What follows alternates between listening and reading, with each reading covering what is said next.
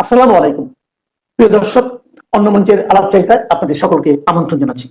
প্রকৃতিতে শোনা যাচ্ছে শীতের আগমন ধ্বনি, আর উত্তপ্ত রাজনীতিতে বাজছে বহুমুখী সংঘাত সহিংসতার সুর। সেই সুরে যমুনার আকাশে চতুর্মুখী দুশ্চিন্তা ভর করেছে। প্রথম দুশ্চিন্তা সেনাবাহিনীকে নিয়ে।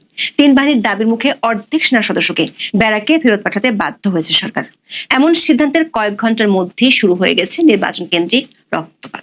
চট্টগ্রামে গুলিবিদ্ধ হয়েছেন বিএনপি প্রার্থী, মারা গেছেন তার এক সমর্থক। এমন ঘটনার পর উটের মতো বাড়িতে মুখ গুজে থাকা স্বরাষ্ট্র উপদেষ্টার ভাঙ্গা টেপটে করার অসরতায় বিচলিত ইউনূসের পুরো উপদেষ্টা পরিষদ। সংঘাত হানাহানির এই দুশ্চিন্তার মধ্যে সরকারের হৃদকম্পন বাড়াচ্ছে কার্যক্রম নিষিদ্ধ থাকা আওয়ামী লীগের 4 দিনের কর্মসূচির ঘোষণা। সেটি ঠেকাতে অবশ্য যুদ্ধ ঘোষণার হুঙ্কার দিয়েছে 15 মাস ধরে আইন শৃঙ্খলা রক্ষায় ব্যর্থ অন্তর্বর্তী সরকার। কিন্তু সেই হুঙ্কারে আদৌ কতটুকু কাজ হবে সেটি নিয়ে ব্যাপক চিন্তিত যমুনার নীতি নির্ধারকেরা। উল্টো মানবাধিকার লঙ্ঘনের দায়ে নতুন করে অভিযোগের খাড়া আসে কি না সেটি নিয়েও ভাবতে হচ্ছে সরকার উচ্চ মহলকে। আওয়ামী লীগকে নিয়ে অধ্যাপক ইউনূসের কপালে চিন্তার বলিরেখা বাড়ার আরো একটি কারণ, দেশের পাশাপাশি আন্তর্জাতিক অঙ্গনে দলটির সক্রিয়তা বাড়ছে। প্রভাবশালী বিদেশি সংবাদ মাধ্যমে বের হচ্ছে শেখ হাসিনার সাক্ষাৎকার, বিভিন্ন আন্তর্জাতিক সংস্থায় চিঠি দিচ্ছে আওয়ামী লীগ, অংশগ্রহণমূলক নির্বাচনের বিষয়ে বাড়ছে বহুমুখী চাপ। শেখ হাসিনার দাবিকে ভারত সরকারও সক্রিয়ভাবে সমর্থন দিতে শুরু করেছে বলে বেরিয়েছে খবর। আইন শৃঙ্খলার ছেলেখেলা পরিস্থিতির মধ্যে আওয়ামী লীগের হাক ডাক যখন একসাথে ছোবল মারতে চাচ্ছে, তখন অধ্যাপক ইউনূসের মিত্ররা যমুনা থেকে যোজন যোজন দূরে। সরকার প্রধান রাজনৈতিক মিত্ররাই ফেব্রুয়ারিতে ভোটের ব্যাপারে নিশ্চিত নাই। এমনকি জুলাই সনদ নিয়ে সমঝোতায় পৌঁছানোর সময়সীমা নিয়েও কারো কোনো তৎপরতা নেই। 3 রাজনৈতিক দলের মধ্যে সমঝোতার জন্য 5 উপদেষ্টার বিশেষ মিশনও ফেল করেছে। সব মিলিয়ে শীতের বাতাসের সঙ্গে বাংলাদেশে ধেয়ে আসছে রাজনীতির জটিল মেরুকরণ এবং সংঘাত সহিংসতার নতুন আশঙ্কা। চলুন যাওয়া যাক বিশ্লেষণে। শেখ হাসিনার বিরুদ্ধে হওয়া একটি মামলায় 13 নভেম্বর সাজা ঘোষণার দিন তারিখ জানাবে আন্তর্জাতিক অপরাধ আদালত। এই মামলা শুনানিতে সাবেক প্রধানমন্ত্রীর মৃত্যুদণ্ড দাবি করেছে প্রসিকিউশন টিম। আওয়ামী লীগের আশঙ্কা 13 নভেম্বরের পর যে কোনো দিন তাদের সভাপতির বিরুদ্ধে এমন রায় দিতে পারে ট্রাইব্যুনাল। আর তাই 10 নভেম্বর থেকে রাস্তায় নামার কর্মসূচি ঘোষণা করেছে কার্যক্রম স্থগিত থাকা দলটি। 12 তারিখ পর্যন্ত 3 দিন জেলা উপজেলায় বিক্ষোভ সমাবেশ করতে চায় আওয়ামী লীগ। এরপর 13 নভেম্বর ঢাকায় লকডাউন পালনের আহ্বান জানিয়েছে তারা। দলটির নেতারা দাবি করেছেন ঢাকা লকডাউন কর্মসূচি যতটা সম্ভব সফল করতে চান আওয়ামী লীগের তৃণমূলের নেতাকর্মীরা। অন্যদিকে এটি ঠেকাতে সরকার মিত্র গোষ্ঠীও মাঠে থাকার ঘোষণা দিয়েছে। এতে করে সহিংস হয়ে উঠতে পারে ঢাকার রাজপথ। সরকারের সূত্রগুলো বলছে আওয়ামী লীগের কর্মসূচি নিয়ে সরকারও চিন্তিত। বিশেষ করে প্রায় 15 মাস মানবাধিকার লঙ্ঘনের রেকর্ডের কারণে আন্তর্জাতিক পর্যায়ে ব্যাপক ভাবমূর্তি সংকটের মধ্যে এ ধরনের কর্মসূচি ঘিরে নীতি নির্ধারকদের মধ্যে তৈরি হয়েছে উদ্বেগ। একটি অংশ মনে করছে এই মুহূর্তে আওয়ামী লীগকে দমনের শক্তি প্রয়োগ করলে সংকট আরো বাড়বে। আন্তর্জাতিক সম্প্রদায়ের কাছে রাজনৈতিক দমন পীড়ন এবং একতরফা নির্বাচনের বিষয়টি আরো ভালোভাবে তুলে ধরতে পারবে আওয়ামী লীগ। সহিংসতার মাধ্যমে দমনের কৌশল শেখ হাসিনার প্রাসঙ্গিকতাকে দেশে বিদেশে বাড়াতেও সাহায্য করবে। আবার আওয়ামী লীগকে মাঠে ছেড়ে দিতেও রাজি নয় সরকার সমর্থক গোষ্ঠী। সব মিলিয়ে তৈরি হয়েছে উভয় সংকট।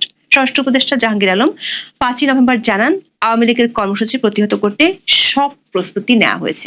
একই কথা বলেছেন অধ্যাপক ইউনূসের প্রেস সচিব শফিকুল আলম। তবে মাঠের বাস্তবতা একেবারেই ভিন্ন। আওয়ামী লীগের কর্মসূচি ঠেকানোর আগে খবর হলো অর্ধেক সেনার সদস্যকে ব্যারাকে ফেরানোর সিদ্ধান্ত নিতে হয়েছে সরকারকে। দর্শক, গত 1 নভেম্বর অধ্যাপক ইউনূসের সাথে বৈঠক করেছিলেন 3 বাহিনীর প্রধান।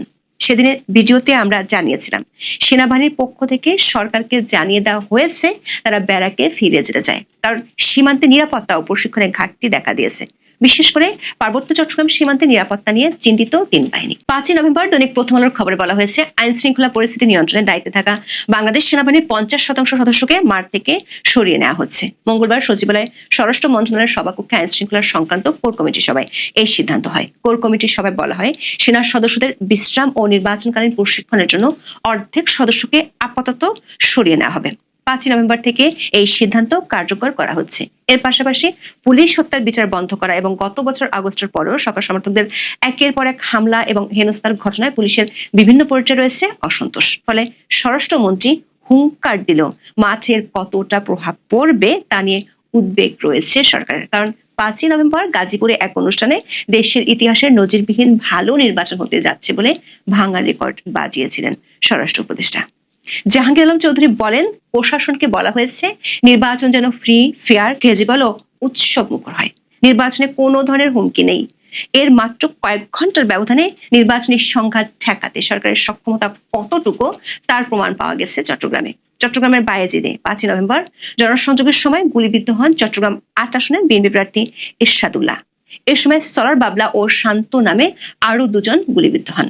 পুলিশ জানায়, স্থানীয় একটি মসজিদে মাগরিবের নামাজ পড়ে বের হয়ে জনসংযোগ করার সময় সরার বাবলাকে লক্ষ্য করে গুলি করা হয়। এ সময় পাশে থাকা এরশাদুল্লাহ ও শান্ত গুলিবিদ্ধ হন।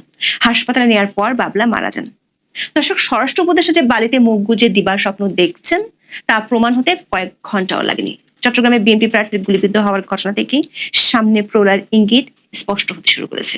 প্রশ্ন হলো, সেই প্রলয় মোকাবিলা করার আদৌ কি সক্ষমতা আছে সরকারের, অথবা মোকাবিলা করার ইচ্ছাও কি দেখা যাচ্ছে?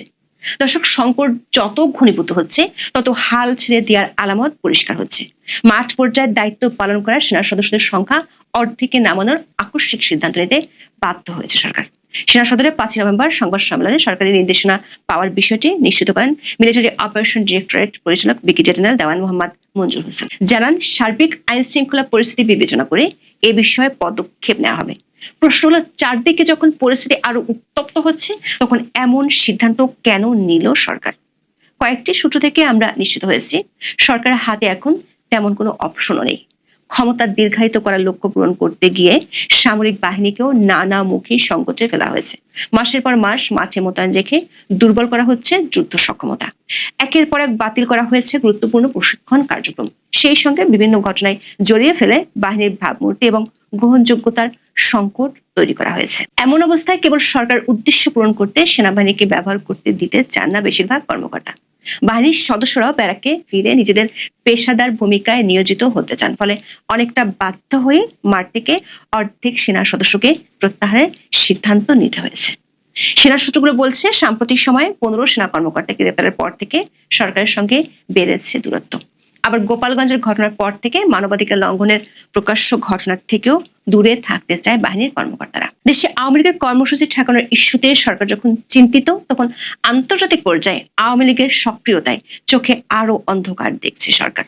ভারতের 7 সিস্টার্স জয়ের স্বপ্ন দেখা সরকারের মিত্রদের জন্য উদ্বেগ বাড়াচ্ছে দিল্লি। বিবিসি বাংলার এক প্রতিবেদনে ইঙ্গিত দেওয়া হয়, শেখ হাসিনাকে আরো সক্রিয় হতে সহায়তা করা হচ্ছে। প্রতিবেদনে বলা হয়, শেখ হাসিনা শুরু থেকেই মোবাইল ফোন ব্যবহার করছেন। খবরের কাগজ বা টিভি চ্যানেল অবাধে সার্ভ করার সুযোগ আছে। এর মধ্যে 29 অক্টোবর বিশ্বের 3টি আন্তর্জাতিক মিডিয়া আউটলেটে একযোগে শেখ হাসিনার 3টি আলাদা সাক্ষাৎকার প্রকাশিত হয়।